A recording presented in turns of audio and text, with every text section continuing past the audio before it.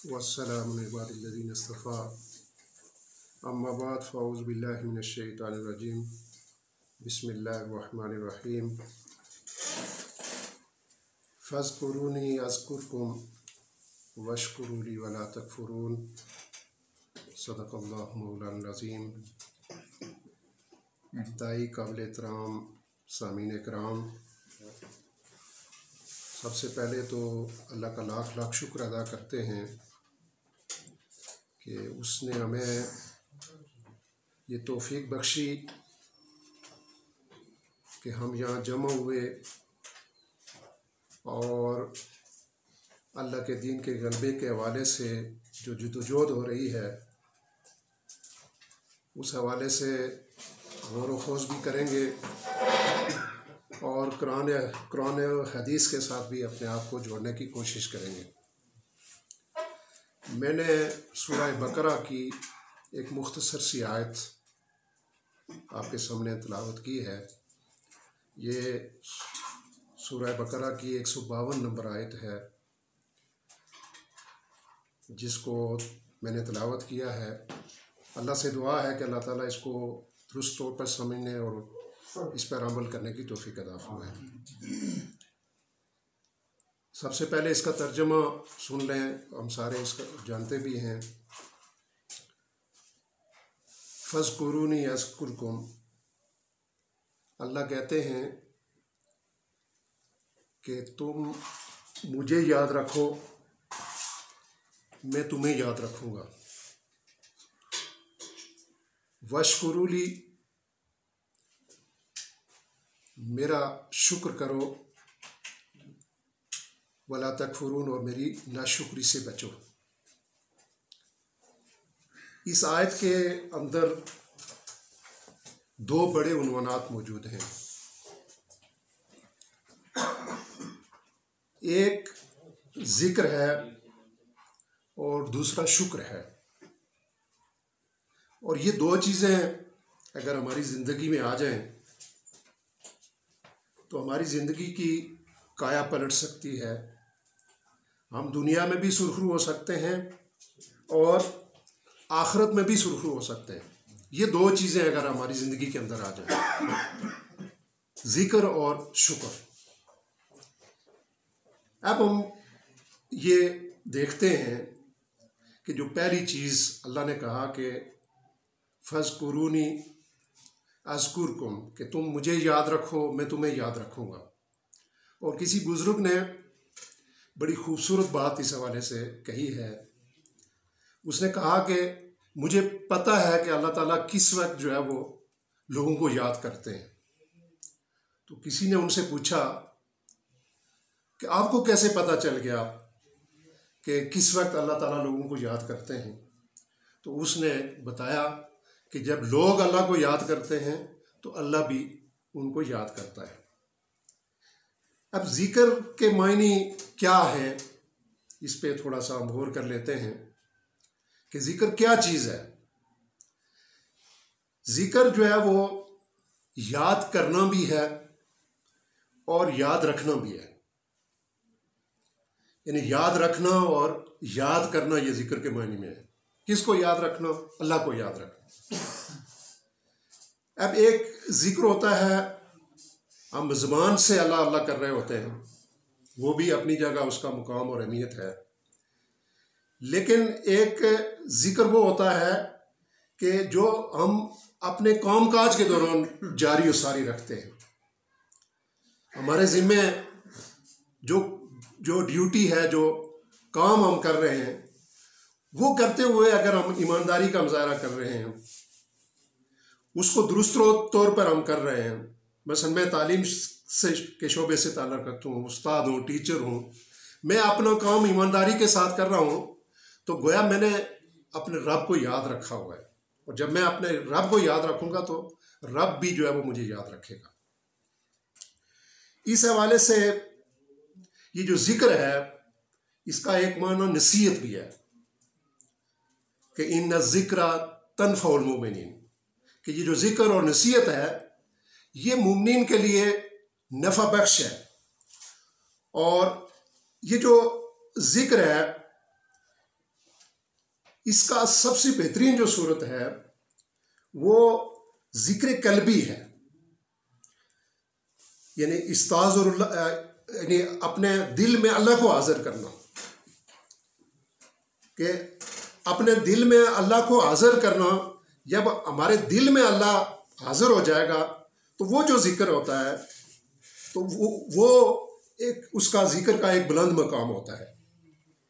तो जिक्र में सबसे पहली चीज़ जो आती है वो ये है कि ये जो अल्लाह ने हमारे लिए, अल्लाह ने जो हिदायतनामा भेजा है, ये सबसे बड़ा जिक्र है, ये सबसे बड़ी नसीहत है कुरान। यानी कुरान के साथ जब हमारा रब्त होगा, ताल्लुक़ होगा, कुरान से जो हमें रहनुमाई मिलेगी, कुरान से जो हमें नसीहत मिलेगी, ये सबसे बड़ा जिक्र है। तो गोया जिक्र में सबसे बुनियादी चीज़ जो है वो हमारा जो ताल्लुक़ है वो कुरान के साथ होना चाहिए। हम कुरान की तिलावत करें, उसको समझें, उसको पढ़ें, उसको फैलाएं, उसके नफाज के लिए जदोजहद करें। ये एक जिक्र की ये कैफियत है। और दूसरी चीज़ जो है वो नमाज है। ये हदीस में भी आता है कि अकीमिस सलात अल ज़िक्र, के नमाज को कायम करो जिक्र के लिए, नसीहत के लिए।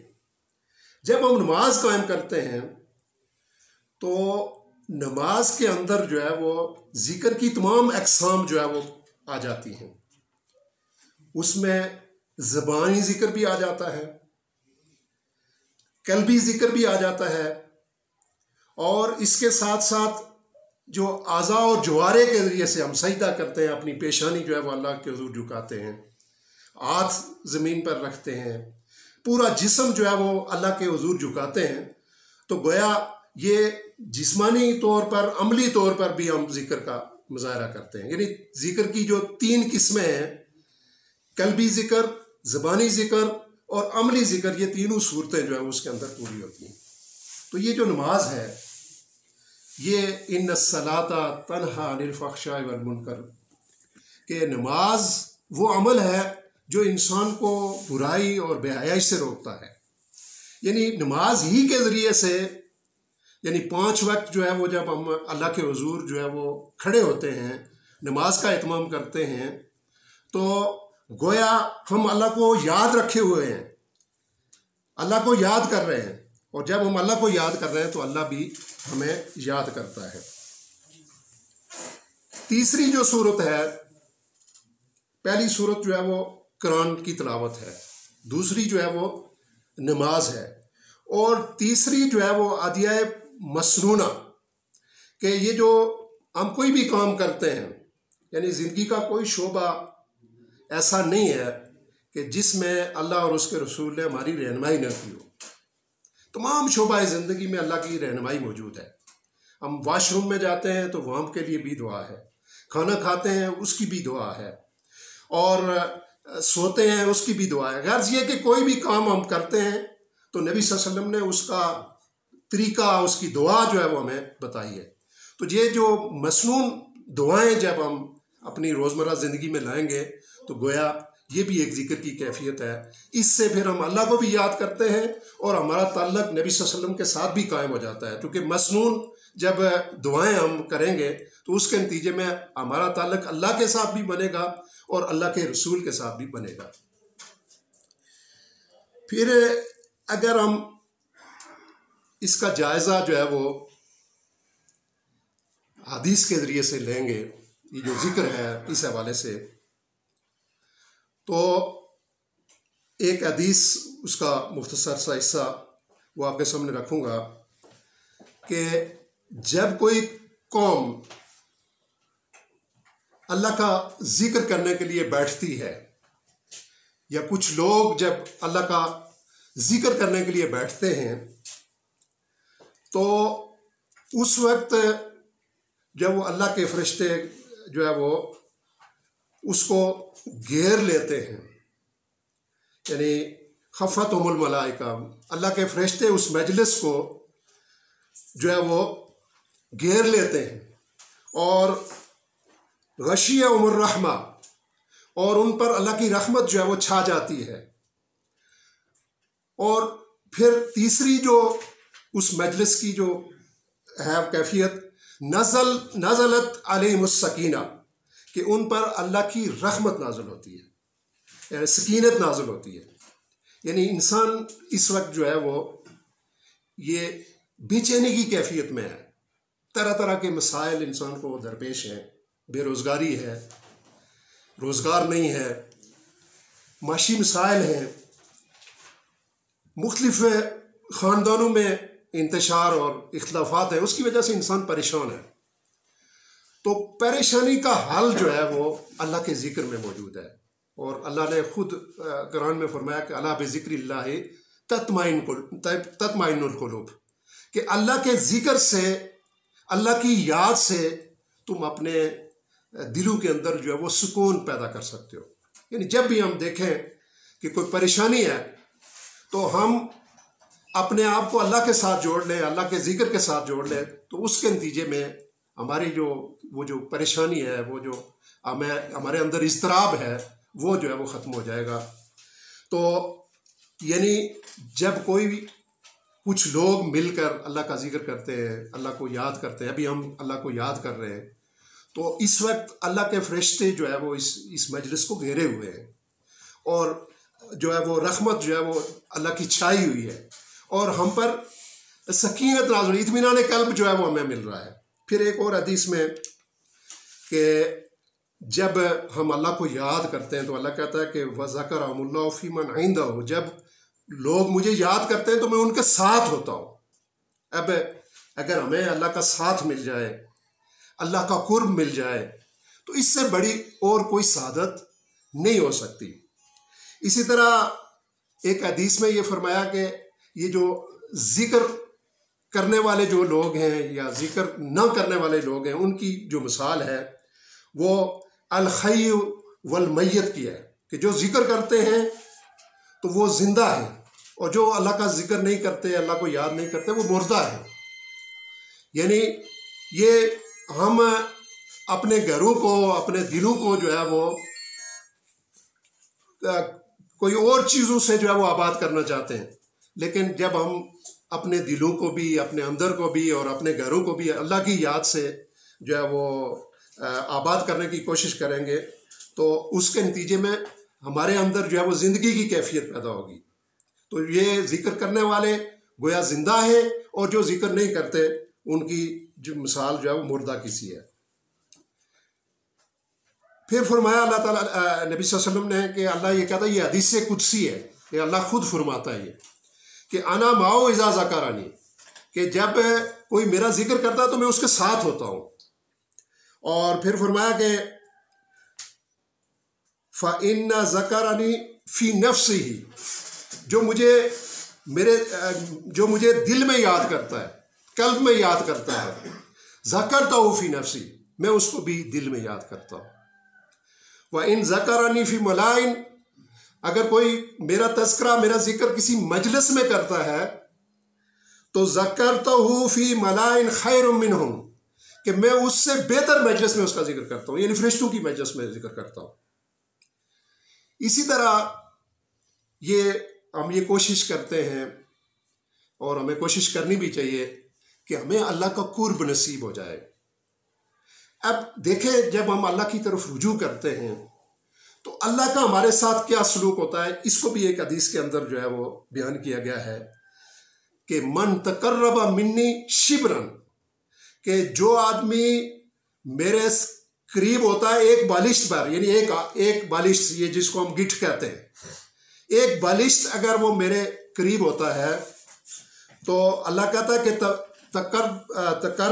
तकर्रबतहु मिन्हु ज़िरान, मैं एक हाथ उसके करीब होता हूँ।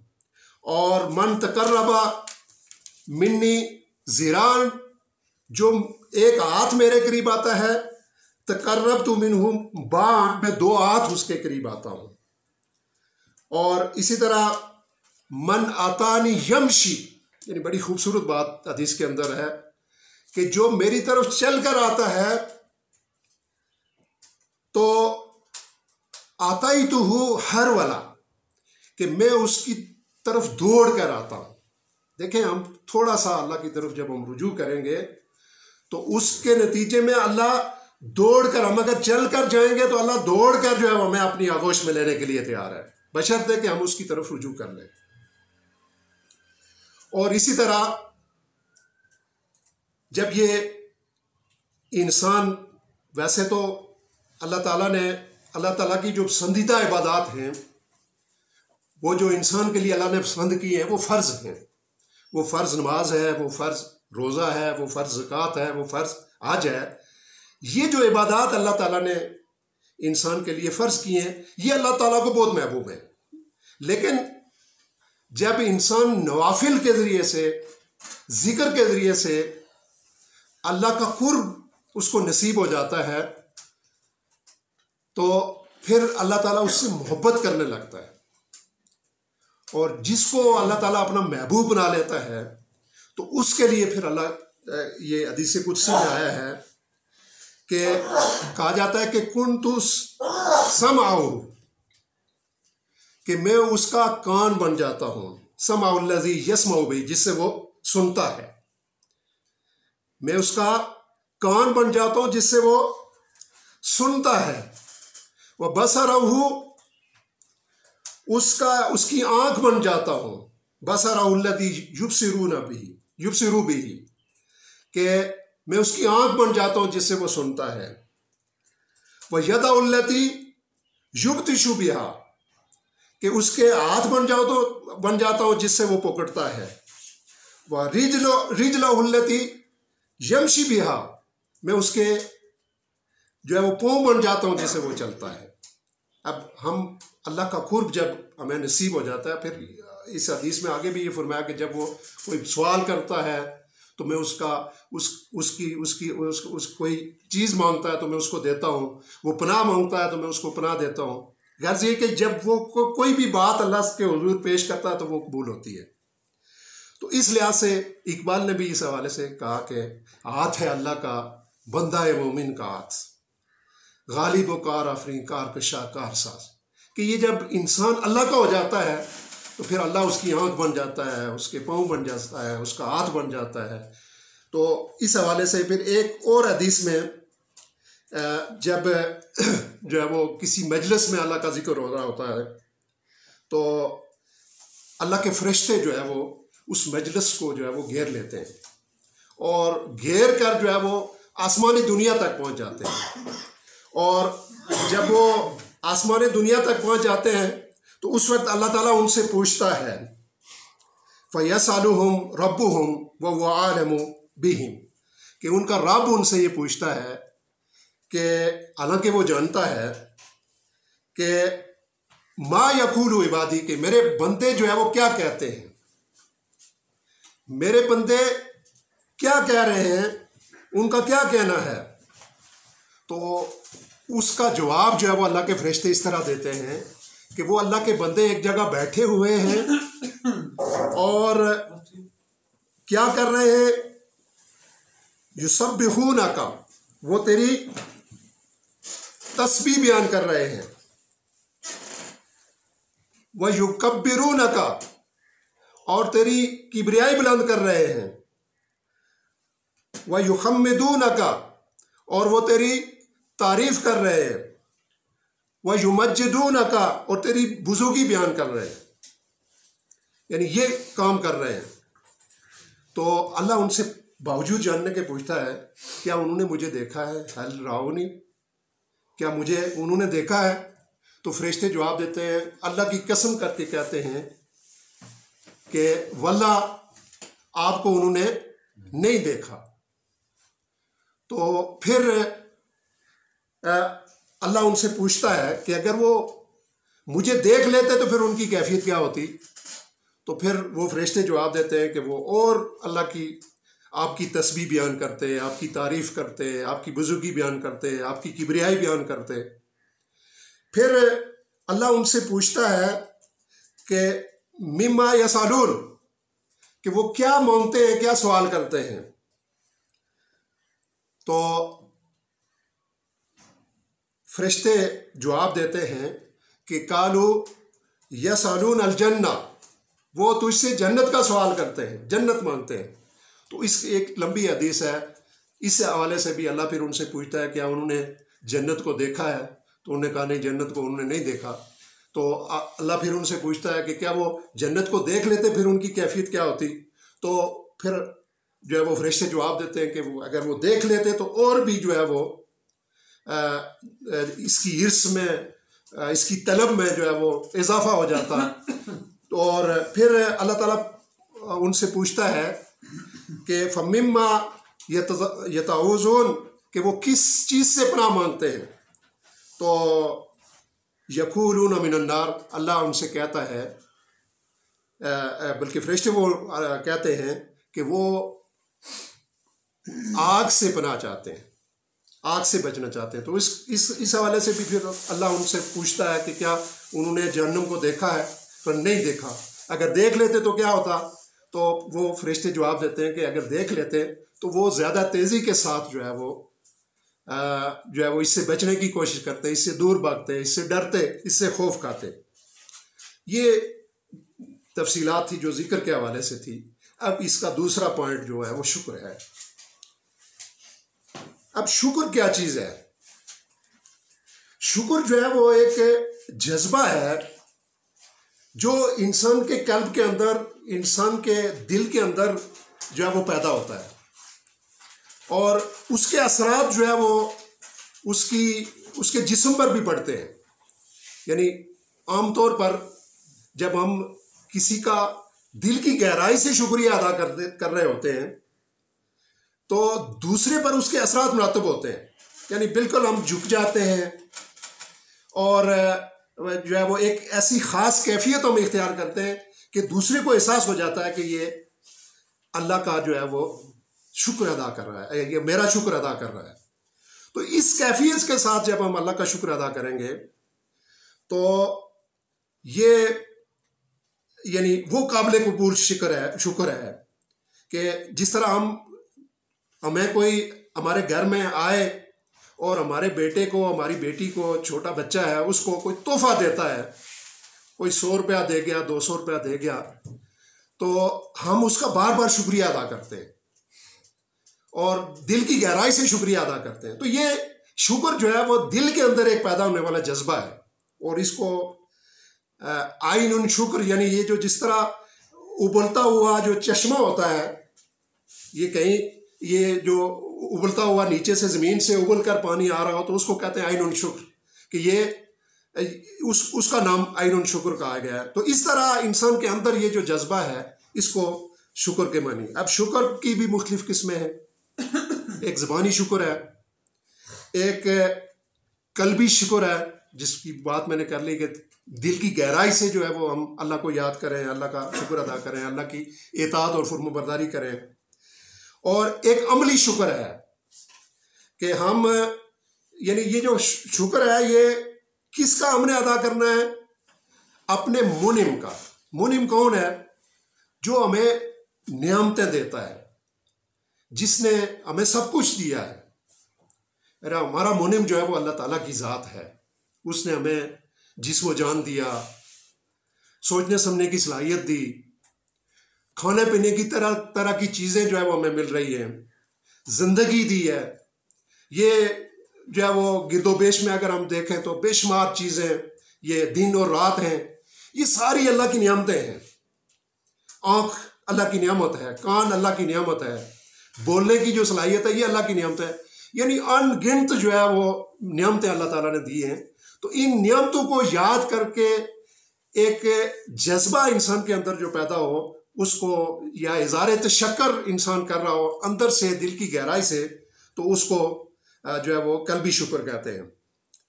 अब जिस तरह जो है वो दीन जो है उसकी भी बुनियादें हैं, 5 बुनियादें हैं, इसी तरह ये जो शुक्र है इसकी भी 5 बुनियादें हैं।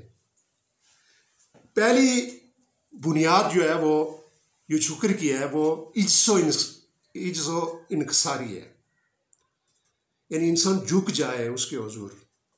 यानी मुनिम को याद करके, अल्लाह की नियमतों को याद करके इंसान जो है वो, इंसान के अंदर इज्जो इनकसारी पैदा हो जाए, आजिज़ी पैदा हो जाए, ये शुक्र की बुनियाद है। फिर मुनिम के साथ मोहब्बत, यानी सबसे ज़्यादा मोहब्बत जो है वो हमें अपने मुनिम के साथ, अल्लाह की ज़ात के साथ होनी चाहिए, उससे मोहब्बत होनी चाहिए। ये भी शुक्र की एक कैफियत है, शुक्र की एक बुनियाद है।